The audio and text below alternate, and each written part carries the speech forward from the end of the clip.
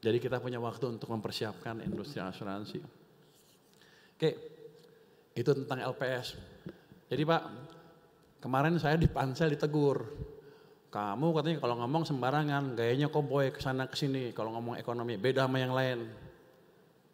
Saya bilang, ya udah kalau gitu Pak, Ibu nanti saya adjust supaya sama. Tapi kan namanya ekonomi ya suka-suka. Ekonom suka-suka. Setelah ngomong LPS tadi, saya sekarang ngomong ekonomi lagi. Yang pandangannya agak beda dengan sebagian pandangan orang di luar. Termasuk orang ekonom-ekonom domestik yang nggak ngerti. Mungkin bacanya terjemahan, terus menerjemahkan ekonomi global seperti apa, kita seperti apa. Akibatnya semuanya takut ekonomi kita akan runtuh. Ini saya baca kondisi ekonomi global. Amerika yang tadinya dianggap mau hancur, tumbuhnya masih bagus juga.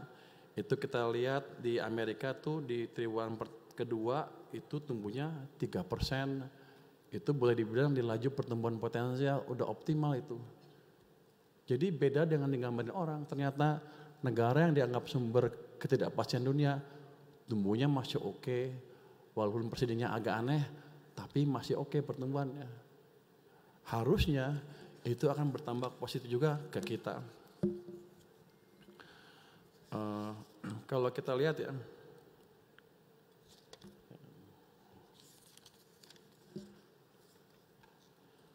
sebelumnya saya sering dikritik. Waktu IMF menurunkan proyeksi pertumbuhan ekonomi dunia, orang Indonesia semuanya rame-rame menurunkan pertumbuhan ekonominya dari 5 ke 4,7. Di acara CNBC saya bilang, jangan percaya begitu aja ke IMF. Saya nggak boleh bilang bodoh rupanya. Dia nggak pintar-pintar amat, dia nggak lebih pintar dari saya juga, jadi jangan rubah langsung. Saya ditegur, kenapa Anda bilang begitu? Maunya sih bilang emang dia bodoh, tapi kan nggak boleh. Ya memang nggak berpintar. Tapi the fact buktinya bahwa setelah itu mereka merubah prediksinya dengan cepat. Dari global di April dia bilang tumbuhnya hanya 2,8. Sekarang di bulan Juli dia bilang tumbuh 3. Indonesia tadinya berapa? Diprediksi tumbuh 4,7, sekarang 4,8. Lo enak amat dia merubah pertumbuhan ekonomi secepat itu. Saya yakin bulan depan naik lagi, mungkin ke 5 lagi. Poinnya begini, boleh aja kita pegang prediksi ekonomi ahli-ahli ekonomi dunia untuk melihat kira-kira kemana sih. Tapi jangan takut-takut amat selama kita tahu apa yang kita kerjakan. Kalau saya lihat sih ekonomi kita next yang halaman 7. Walaupun global ekonomi gonjang-ganjing, ketidakpastian dunia selalu ada, tapi kita nggak usah terlalu khawatir. Saya ingat Pak Sete, waktu di Komite Ekonomi Nasional, kita kan setiap tahun bikin laporan ekonomi. Pasti judulnya itu, tumbuh di tengah ketidakpastian dunia, bertahan di tengah ketidakpastian dunia, tetap tumbuh walaupun dunia jatuh. Lama-lama saya pikir 25 tahun terakhir membahas ekonomi itu, setiap tahun pasti ada ketidakpastian. Jadi Anda nggak usah takut tentang ketidakpastian global, itu selalu ada. Tapi tergantung kita, pintar-pintarnya kita menentukan arah ekonomi kita sendiri. Karena kenapa? Kalau kita lihat di gambar di sini, itu rasio ekonomi kita terhadap ekonomi total ya.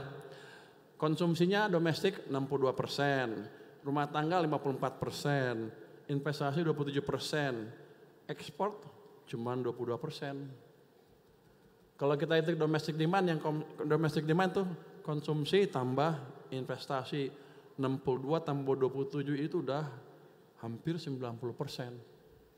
Jadi kalau global hancur pun, selama kita tenang, selama kita tahu bagaimana memanage ekonomi domestik, kita masih bisa akan tumbuh. Nggak usah takut. Pasti Anda bilang, Purbaya ini lagi kampanye biar dipilih lagi ketua LPS ya. Enggak. Itu pernah kita alamin di tahun 2009. Waktu global economic meltdown, seluruh negara di keliling kita tumbuhnya negatif. Amerika, Eropa, Jepang, Korea, Malaysia, Singapura, Thailand, semuanya pertumbuhan negatif. Kita tumbuh berapa? Kita tumbuh 4,6%. Dengan cara apa? Memanage domestic demand, bunga diturunkan, ekspansi fiskal. Dan waktu juga ada masukan dari Pak Sete ke presiden ya Pak ya. Kalau sekarang udah nggak mau ngasih masukan dia. Pak insaf Pak, kasih lagi masukan Pak. Jadi enggak, kekuatan kita cukup kuat. Makanya saya bilang, berdaulat ya berdaulat bukan asal ngomong aja, tapi kita manage dengan kebijakan yang pas dan itu pasti bisa. Di global apalagi yang menakutkan kita? Wow, perang tarif. Indonesia dikenakan sekian persen, wow kita depan hancur ekonomi kita, katanya, hancur. Saya bingung, hancur nggak ya? Saya jajarin tuh negara-negara yang lain yang apa? Yang dikenakan tarif. Setelah negosiasi hasilnya seperti ini. Kita 19%, Filipina 20%, Brunei, Vietnam 20%, Moldova itu yang jelas apa? Punya kita di bawah negara-negara pesaing kita. Jadi kalau di pasar Amerika agak untung sedikit, dengan Vietnam masih untung 1%, artinya nggak ada perubahan. Jadi apa? Ya santai aja men. Fokus aja, efisiensi produksi. Kalau di kita bunga yang diturunkan dan lain-lain, harusnya kita bersaing dengan tetap mudah. Jadi nggak ada perubahan di skala global. Itu yang mungkin agak kurang digalakan oleh orang-orang di pemerintahan. Saya pemerintah bukan ya? Pemerintah ya Pak ya? Saya kurang kali. Harusnya begini ngomongnya, nggak usah takut, kita masih untung. Saya pernah bilang malah, kan kalau kita lihat tadi, kita 32% tuh awalnya. Vietnam 46%. Wah dibanding Vietnam kita diuntungkan tadinya awalnya ya. Jadi apa itu arti tarif dari Trump? Orang kan takut itu menghukum semuanya. Saya bilang enggak. Kalau seperti itu, tarif Trump artinya apa? Bantuan Trump untuk ekonomi Indonesia.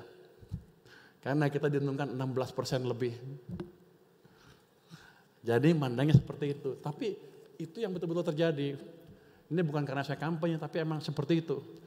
Terus kalau kita lihat barang-barangnya, next. Untuk Amerika barang unggulan kita tuh HS sekian, 1, 2, 3, 4. Saingan kita siapa? Cina, Meksiko, Vietnam, Cina, Vietnam, Kamboja, Cina, Vietnam, Italia, Cina, Vietnam, Bangladesh.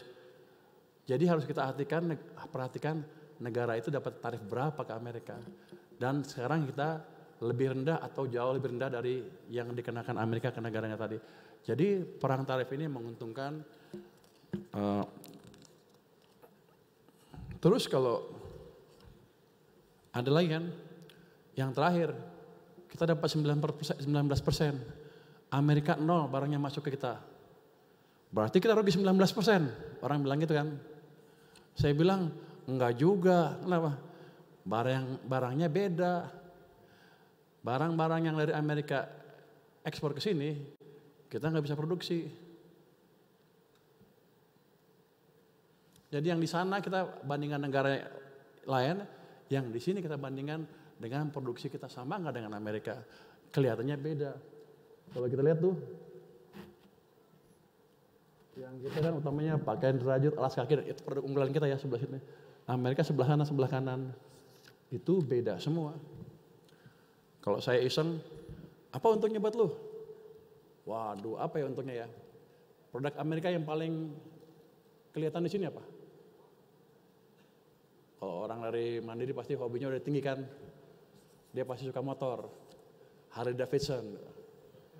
Kita hitung-hitung Harley Davidson dengan hilangan jadi no tarif, harganya bisa turun 30% tuh Pak.